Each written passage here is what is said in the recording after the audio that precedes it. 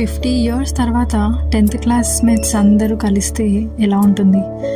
ఇది ఒక 10th classmates get together after 50 years.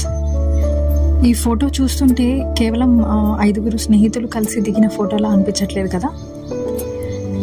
ఇది 5 దశాబ్దాల జ్ఞాపకాలు కలిసి ఒకే చోట చేరినట్టు అనిపిస్తోంది కదా. అసలు విషయం ఏంటంటే, ఆదివారం ఉదయం అందరూ తమ కుటుంబ బాధ్యతల్లో బిజీగా ఉన్న సమయం. కానీ వాట్సాప్ గ్రూపుల్లో ఒక చిన్న మెసేజ్, మనం మళ్ళీ ఎప్పుడు కలుద్దాం అని.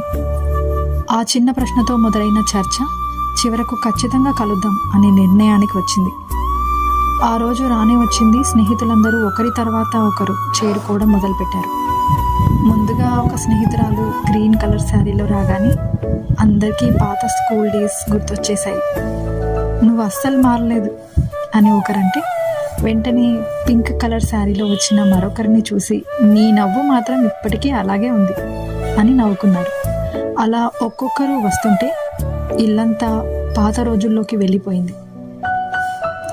50 ఏళ్ల వయసు, బాధ్యతలు అన్నీ పక్కన పెట్టేసి అందరూ మళ్ళీ 16 ఏళ్ల పిల్లల్లా మారిపోయారు. చీరలు మారాయేమో కానీ మనసులు మాత్రం ఆ స్కూల్ క్లాస్ రూమ్లోనే ఉన్నాయి.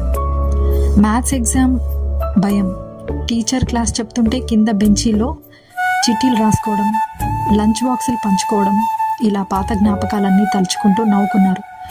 కొన్నిసార్లు కళ్ళల్లో నీళ్లు కూడా తిరిగాయి. ఇప్పుడు అందరికీ పిల్లలు పెద్దయ్యారు. కొంతమందికి మనవళ్ళు మనవరాళ్ళు కూడా ఉన్నారు. అందరూ అమ్మమ్మలు కూడా అయ్యారు.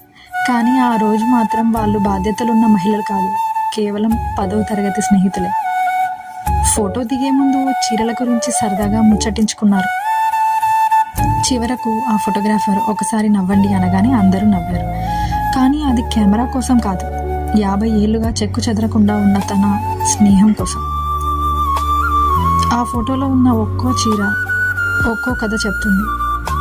Green colour sari life journey గురించి, pink colour sari sweet memories గురించి, blue colour sari smiles and laughter, white colour sari peaceful గురించి, అలాగే yellow colour sari caring and.